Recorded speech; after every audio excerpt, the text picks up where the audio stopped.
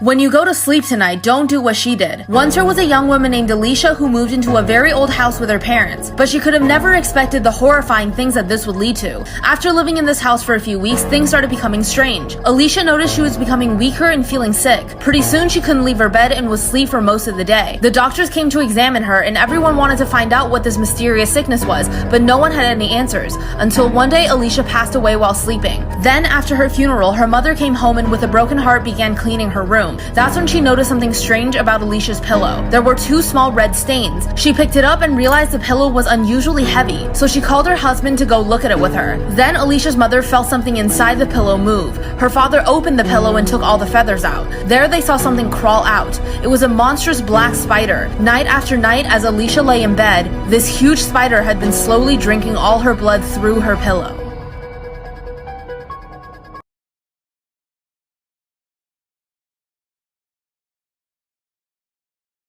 Have you ever felt like you've forgotten something but can't remember exactly what you forgot? Well, for this one woman, this feeling would lead to a terrifying discovery. She was on the bus on her way home from work one night when she was certain she left something behind in the office. She thought to herself, maybe it's nothing. She had a long day and she just wanted to go home for the night. But of course, she could have never expected the horrifying truth. This feeling of not being able to remember what she forgot became more and more intense. She thought about everything that happened that day. Her boss staring at her creepily, the secretaries gossiping, then she bumped into a man on the bus. She quickly said sorry, but he ignored her. As the bus came to her stop, she stood outside her home and couldn't shake the feeling anymore. She had to go back to the office to find out exactly what she forgot. It was very late at night at this point, but she made it back. She ran up the stairs and opened the office door, but what she saw could only be described as unimaginable. As this woman slowly knelt down on the floor, she finally realized what she left behind. It was her body lying on the floor, strangled to death.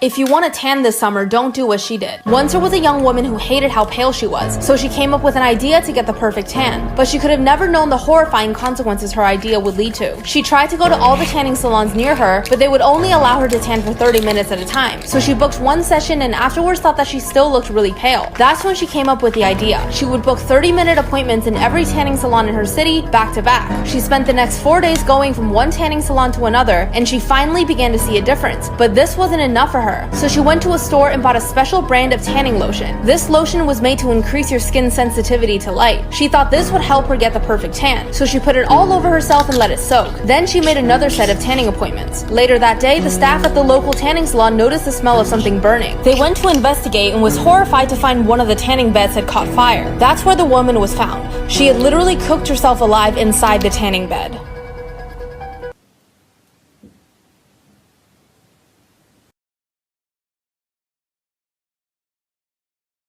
This is why you should always keep your head on a swivel. In 2017, an elderly woman who lived alone thought she saw something moving in her backyard and went to the window to have a look. As she's looking around, a shadowy figure emerges right on the other side of the glass, standing in her backyard. Terrified, she keeps an eye on the figure while calling police, but by the time she hangs up, the figure's gone. When the police arrive, her front door is unlocked, so they go inside and they find her still sitting in front of the window looking for this figure. The police search the backyard, but they don't find anything. When the police go back inside to search the house, they quickly find some large footprints that couldn't have been hers in the room that she was sitting in and all around the first floor. That's when they realized what was going on. She wasn't seeing a shadowy figure in her backyard. She was seeing the reflection of someone in the room with her. My house has a huge glass window in the front of it that shines in moonlight at night. And a few nights after my dad saw the shadow figure, I had my friend Olivia come over to watch movies. It was around 9 o'clock at night, my dad's out at a bar. I'm over here making popcorn and I hear my friend scream. So I go over to her and she points out on the floor the shadow of somebody hanging from a noose swinging back and forth. I immediately start looking for something that could cause that shadow, but there was nothing. And every time you look at the floor, you see a shadow of somebody swinging back and forth on a noose. So my sister tries to calm us down and takes us down to the basement to watch a movie. Around 5 seconds later, the Alexa went off talking about a murder. So we run upstairs, we lock my door, and we just sit in there. My dad eventually got home, so we calmed down and we tried to go to bed. But around 3 hours later, my dog, who never barks, started barking at the wall. Tell me that shit ain't crazy, but as always, it gets worse. Can you solve this mystery? This is the story about the murder of a group of kids that went to the same school, but things are not as simple as they seem. Someone is hiding something, and all the clues to what really happened are hidden in what I'm about to say. After the tragic murders of these boys, they had to each be buried in closed caskets because their bodies were so badly beaten. But someone noticed something strange at the funeral. He was a friend of one of the boys' parents, and he saw an elderly woman sitting alone, someone that he didn't recognize. When the funeral was over, she quietly went over to each headstone with a smile and placed a clover next to each one. Then she said a silent prayer. He thought she must be one of the dead boys' grandmas. He asked her, "Why did you place a clover on their grave?" She replied, "It's a happy flower. It brings good luck. You see, my grandson died too, but it was a different incident. He was bullied for a long time, and one day he couldn't take it anymore. He hung himself in the school bathroom." The elderly woman began crying and left. He felt bad for her, but something felt off. That night, he decided to Google what clovers mean. It said that they were the symbol for revenge. What really happened here? Can you solve this mystery?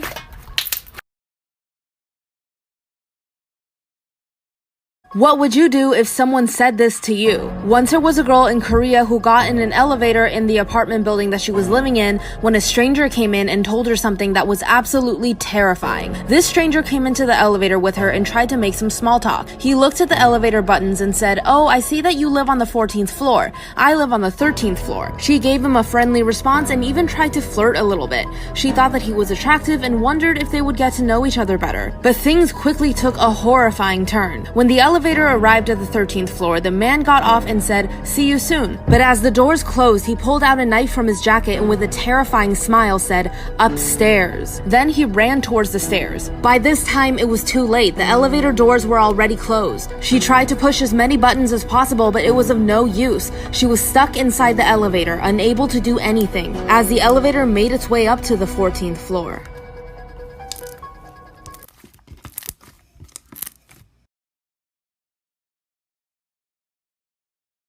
This is why you should be careful when trying homemade skincare. There's an urban legend about a girl in Korea who tried a DIY skincare treatment at home, but she could have never guessed how terribly wrong it would go. So this girl felt quite insecure about her looks, especially her skin. She wanted to have smooth and silky skin and was ready to do anything to get it. One day she learned about this new skincare treatment you could do at home. All you need to do is mix some sesame seeds in bath water and sit in it. It was supposed to stimulate your skin. It sounded simple enough, so she decided to try it. She went home, filled her bathtub with warm water, and added a jar of sesame seeds. But a few hours later, the girl still hadn't come out of the bathroom. Her parents started to get worried. They knocked on her door several times, but every time the reply would be just a minute, until her mother forced the door open to see if she was okay, but what she saw would terrify her forever. Her daughter was sitting on the bathtub. Her skin was covered from head to toe in black holes. The girl had a crazed look in her eyes, and she was digging into her skin with a pair of tweezers. The sesame seeds had sunken deep into her pores.